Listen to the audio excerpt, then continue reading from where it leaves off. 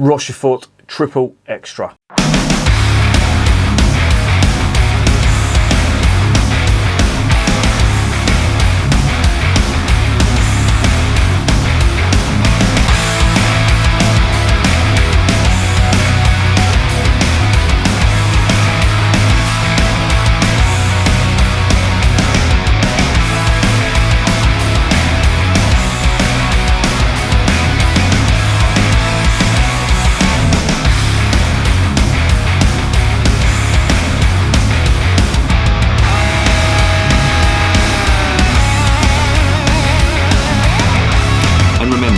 Life is too short to be drinking shitty beer.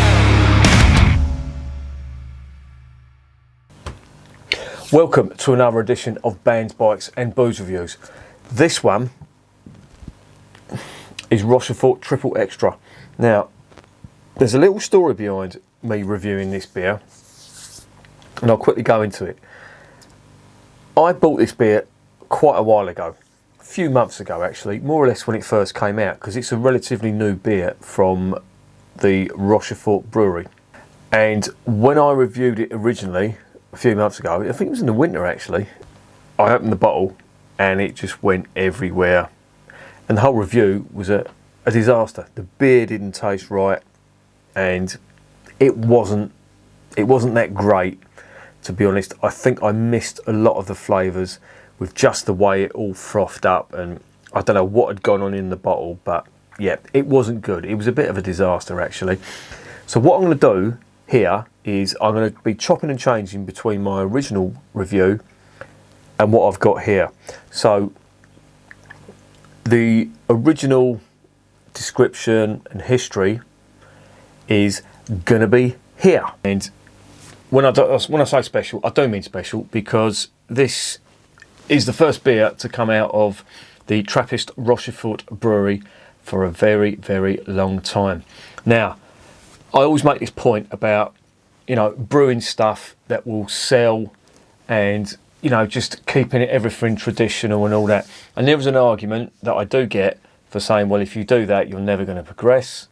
But if you go the other way, you're going to lose all them traditions. So there is a sort of a happy medium, if you like.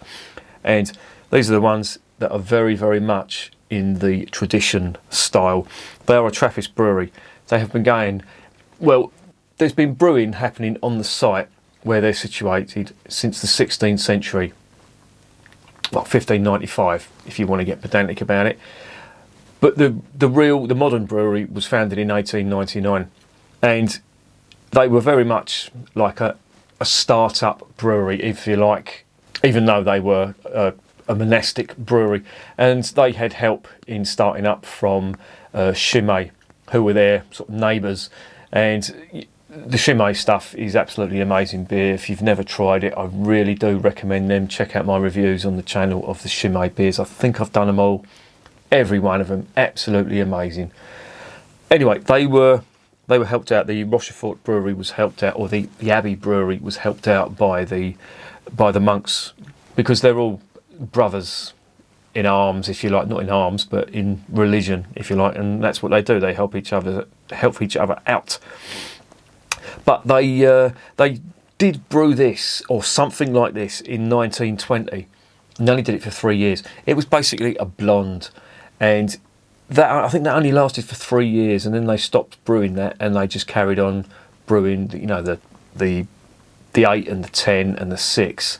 Which are the mainstay of the breweries. They only have, well, now this being the 4th, they only have 4 beers that they brew. Now, you compare that with a modern big craft brewer like Brewdog or something like that. They've got, or Cloudwater maybe, they have got beers almost coming out every week.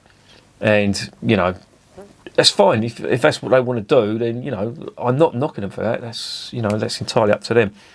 But this lot, and a lot of them other Belgian monastic breweries, or the Abbey breweries, they only do a handful of beers.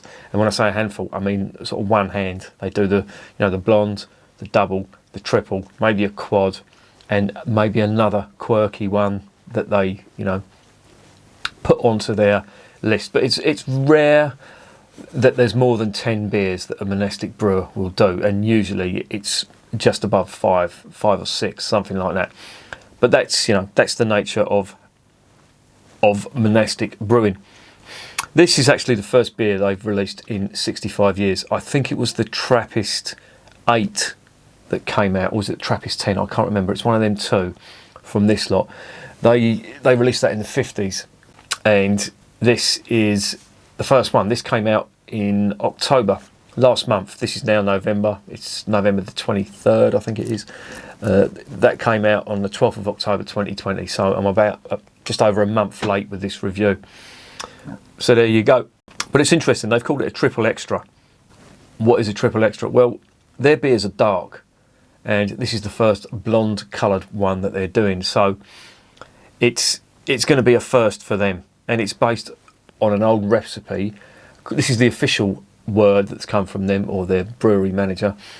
It's based on an old recipe but adapted for the modern way, or inspired by an old recipe but adapted for modern taste. So what that could mean, I don't know. They've called it a triple extra. I don't know what a triple extra is. I know what a triple is, and this spelled with the French way. I'm just looking at that. They are based in the Walloon part, southeast Belgium, quite near the French border. They brew 3 other beers. They're really good. I'd advise you to check out the reviews on the channel. I think I've done them all. I've done the 6, the 8 and the 10. And this will be the other one in the series. So let's stop gassing. Let's get this open.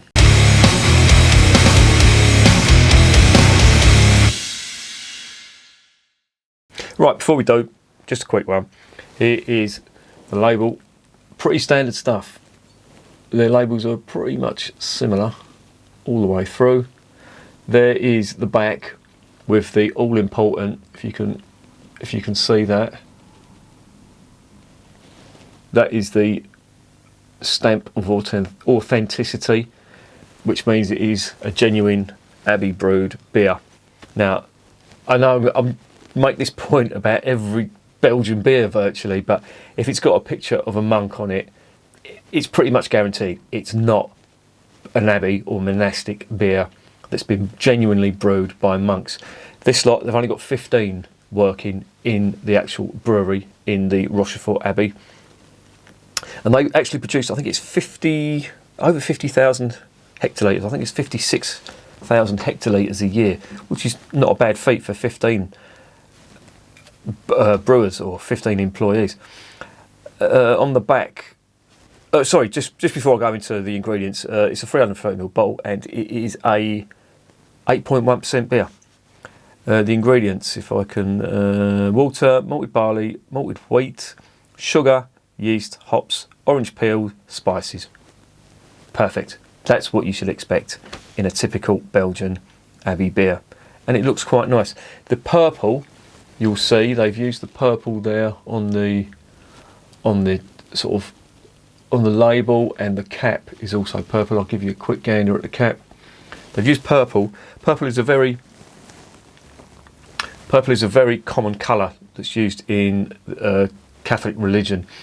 If you've ever seen a Catholic church service, the priests will quite a lot of the time have either on a purple cassock or cotter, and they will have, if not, they will have it's like a scarf, basically, a very long scarf. I don't know what the name for it is, and I should do. I actually went to church when I was a kid. Would you believe I was an altar boy? Get that fucking idea in your head. But I remember they always did have something purple on. It was just like on special occasions, like for religious festivals, they would always wear something purple. And there was always purple around the altar somewhere. So yeah, they do venerate, or they do hold the colour purple in high esteem, and it's supposed to be a sign of friendship or something like that. But that's what they say. Anyway, enough about religion. Let's get on to beer.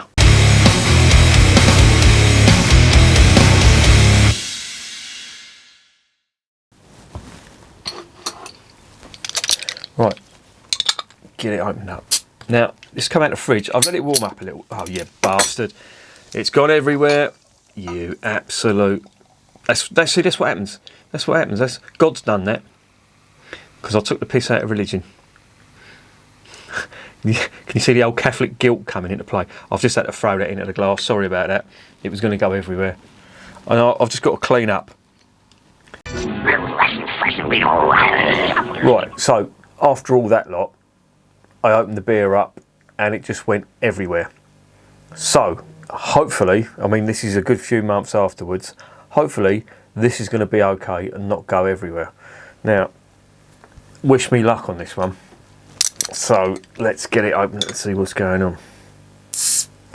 I am gonna, yeah, see, it's gonna fucking do it again, you little bastard.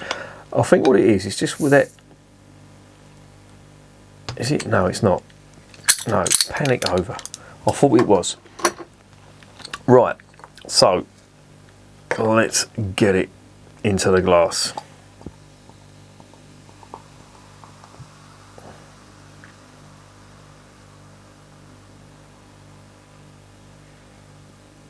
Yeah, that's much better.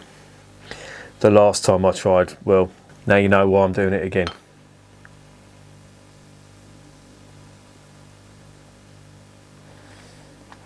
Now, I'm really gutted because I went to York and I went to the House of Trembling Madness, which is where I got this from, and I bought a lovely Westmail glass and it cost me something like a £5. It was really nice.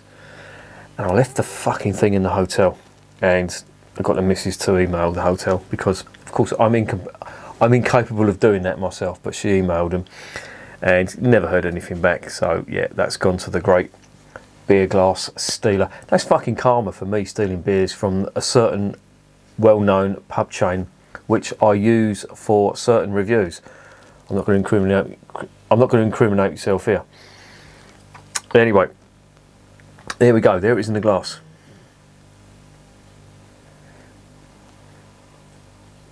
Smells quite nice, quite hoppy actually, citrusy, hoppy. But there's vague elements of clove in that, and it smells quite nice.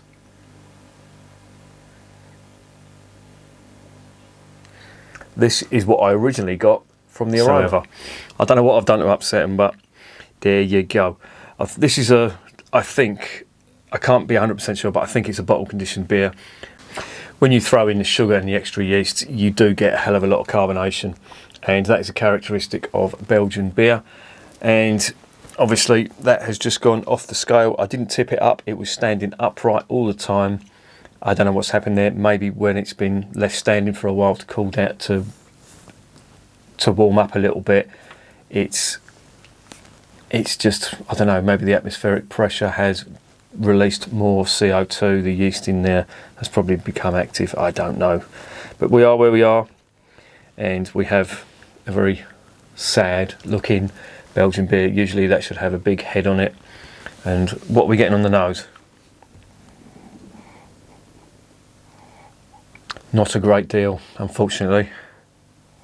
It seems very flat, and in fact, I'm getting a sour ester off it. Oh, please don't let this be a bad one. Please. So, all that remains now is to taste it.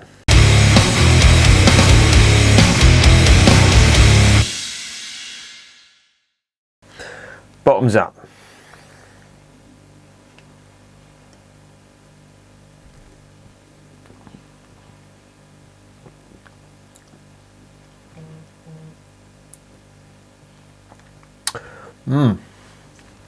Oh, there is a lot of hop character in there. Quite a bitter style finish to it. There's clove. There's a little touch of banana on that. This is quite complex. I'm getting a little bit of orange peel, white pepper as well. Quite a lot of white pepper actually. That spice that you associate with Vit beer. That's coming from the yeast.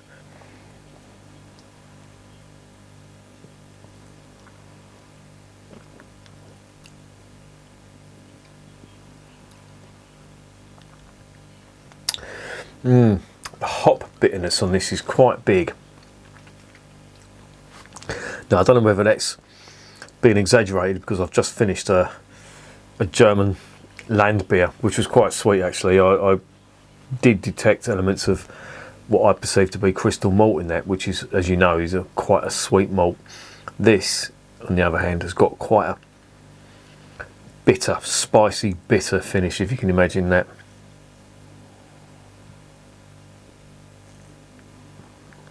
I have to say the mouthfeel is superb on this. It really is good.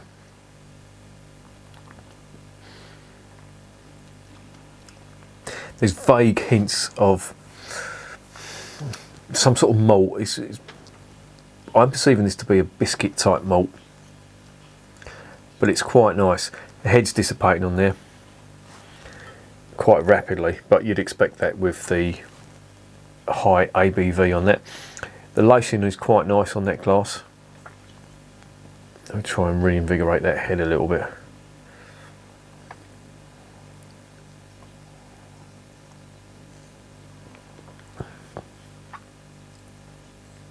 It's quite big ethanol on that as well. The combination of the ethanol and that spicy, yeasty ester on phenols that are coming from there, they really do make for quite a bit of finish on there. And as I say, I'm not sure whether that's been exaggerated after what I've just drank in that land beer, but yeah, it is really nice. I do like this. Rochefort though, they're renowned for their dark beers, and I have to say, this being a Tripel, it's really good, I have to say. And it's, you know, it's a genuine Trappist beer, and they don't do much, and it's taken nearly 60 years for them to come up with another beer apart from their 6, 8 and 10. This is a real nice one.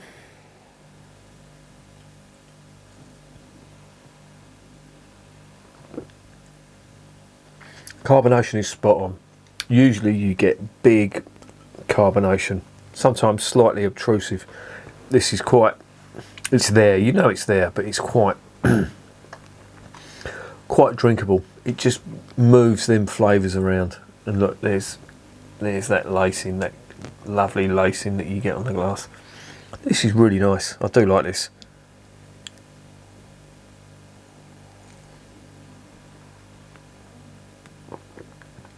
And that's just the right temperature. I pulled that out of the fridge and it was quite chilled, and I've left it. I've done that one review and I've opened it now.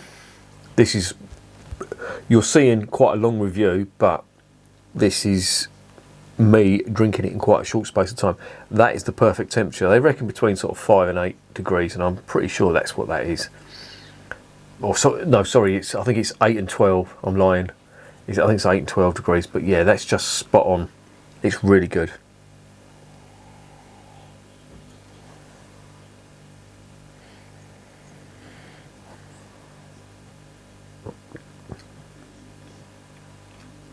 That's lovely. That really, I'm getting slightly blown away by that. Drinking it, I've got to be careful though. It's 8.1%, and I'm just necking that because it is really good.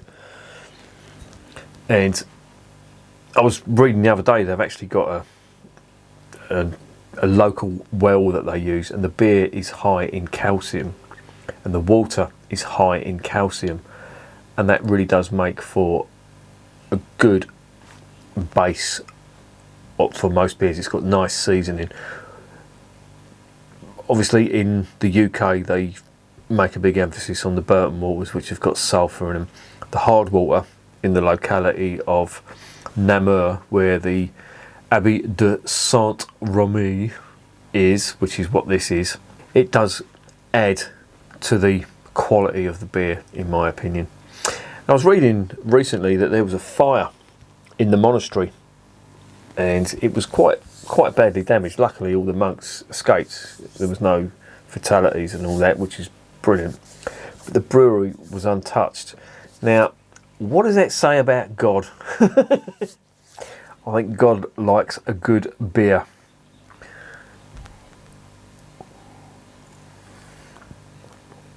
I have to say, this is really nice though. There's quite a lot of spice on there as well, and that's really coming through. and it's really bowling me over here. Yeah, fantastic, absolutely brilliant, loving it.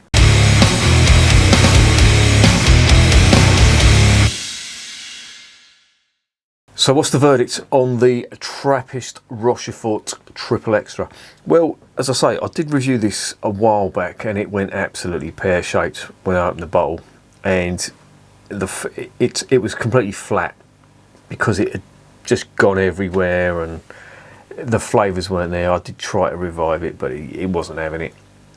And I'm glad I've reviewed it again now, and it hasn't gone everywhere, and I'm getting all the flavours that are in this beer, because it is a really good triple. It's got so much Belgian character in there. It's got all the spice in there. It's got the herbal notes, the coriander, the usual stuff you would expect from a good quality Belgian triple. And these Trappist breweries, they don't do much. What they do is absolutely fantastic.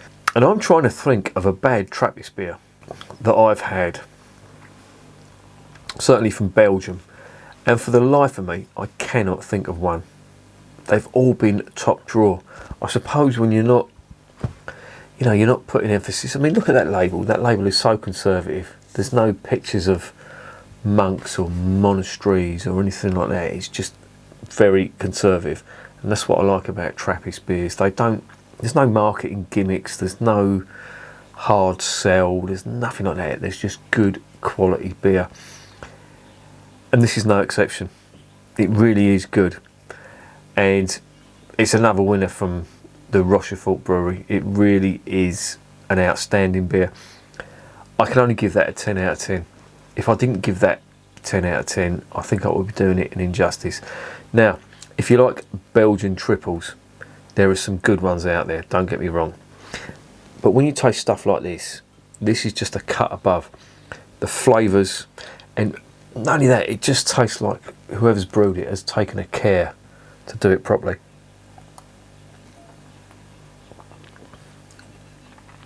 The mouthfeel, it's superb. I'm trying to not get too enthusiastic about it because I'll just start talking bollocks.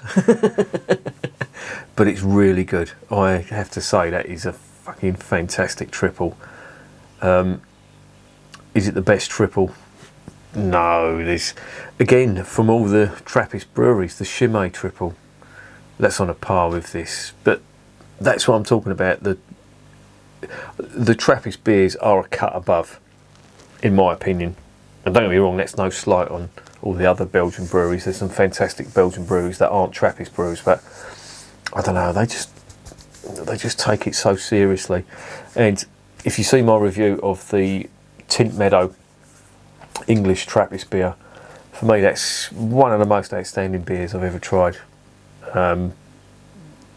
It just blew me away with how much character, how much British or English character they put on a Trappist beer, and it was superb. And again, this is just so full of character. So yeah, it's a 10 out of 10 all day long. I'll definitely recommend it.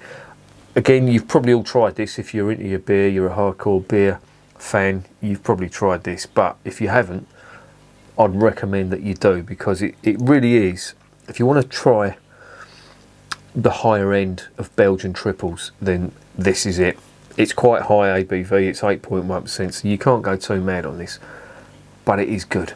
It really is a fantastic beer. And for me, it's 10 out of 10. So there you go.